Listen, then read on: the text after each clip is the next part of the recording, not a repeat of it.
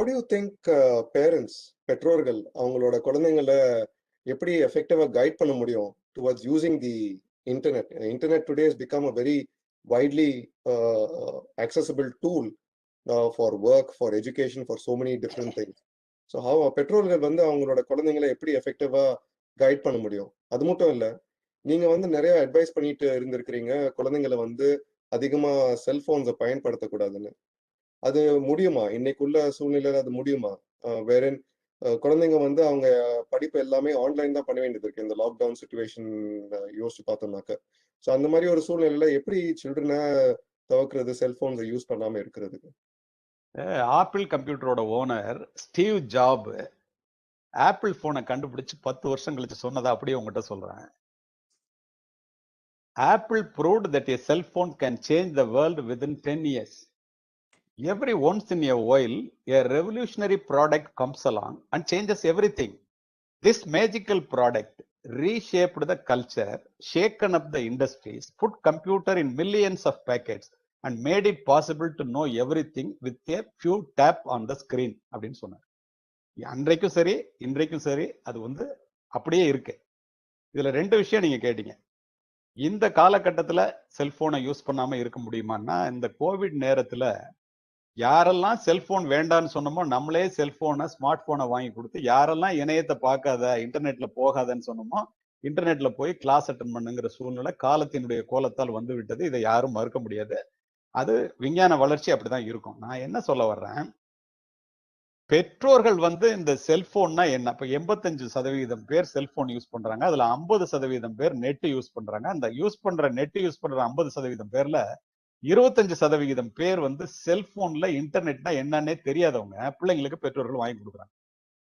பெற்றோர்கள் செல்போன்ல என்ன இருக்கு, நெட்ல என்ன இருக்கு, இணையத்துல என்ன இருக்கு அப்படின்னு கொஞ்சமாவது தெரிஞ்சுக்கிட்டா மட்டும்தான் இந்த பிள்ளைங்களை அவங்க வாட்ச் பண்ண முடியும். உங்களுக்கு எத்தனை பேருக்கு தெரியும்னு தெரியல, இந்த ஆன்லைன் கிளாஸ் வந்ததுக்கு அப்புறம் போன் வீடியோஸை பார்க்கிற, போன் படங்களை பார்க்கிற குழந்தைகளினுடைய எண்ணிக்கை அதிகமாயிருக்கு. நான் வந்து வாங்கி கொடுக்க வேண்டான்னு சொல்லல, கேர்ஃபுல்லா யூஸ் பண்ணுங்க. அதுக்கு என்னன்னா, ஏன் அப்படி சொன்னா, அதிவேக இன்டர்நெட் இணைப்புகள் மூலம் ஒரு சொடுக்கிலே திரையிலே வந்து விழுகின்ற ஆபாச படங்கள் என்ற வெள்ளம் அமைதியான இந்திய குழந்தைகளினுடைய பண்பு நலன்களை அடித்து செல்கிறது. போன் பிக்ஷன் எனும் காமரசம் ததும்பும் இணையதளங்களை பார்த்த இளைஞர்களினுடைய எண்ணிக்கை ஒவ்வொரு ஆண்டும் கோடிக்கணக்காக உயர்ந்து கொண்டு போகிறது. சின்ன சிறுசுகளை இனம் தெரியாத உலகத்திற்கு அழைத்து செல்வதன் மூலம் கவர்ச்சியை கடைவிரித்து காசு பண்ணுகிறார்கள். குடும்ப உறவுகளை கூட கொச்சைப்படுத்துகிறார்கள். இந்த இடத்துல நான் சொல்ல வர்றது, பசி உறக்கம் தாகம் போல காமம் என்பதும் ஒரு உணர்வு. அது என்னங்கிறத சொல்ல வேண்டிய நேரத்தில், சொல்ல வேண்டிய வயதில், சொல்ல வேண்டிய நபர்களால் செக்ஸ் எஜுகேஷன்ங்கிறது சொல்லப்பட்டே ஆக வேண்டும். இது காலத்தினுடைய கட்டாயம். இதை நம்ம சொல்லாம தள்ளி தள்ளி போட்டோம்னா இந்த டிவிக்களும் சினிமாக்களும் செல்போன்களும் இணையமும் நம்ம பிள்ளைங்களை கையை பிடிச்சு அழைச்சிட்டு போய் ஆபாச படுகொலியில தள்ளிடும். இதுக்கு என்ன தப்பிக்கிறதுக்கு வழின்னு நான் சொல்றேன். சைபர் சொசைட்டி ஆஃப் இந்தியா வந்து ஒரு மீட்டிங்ல என்ன பேச சொல்லி கூப்பிட்டுருந்தாங்க. அப்ப நான் இதை சொன்னேன். அதை தான் இப்ப உங்ககிட்ட சொல்ல போறேன். செல்போனை யாரா இருந்தாலும் யூஸ் பண்றதுக்கு முன்னால ஸ்டாப், திங்க் அண்ட் டச்.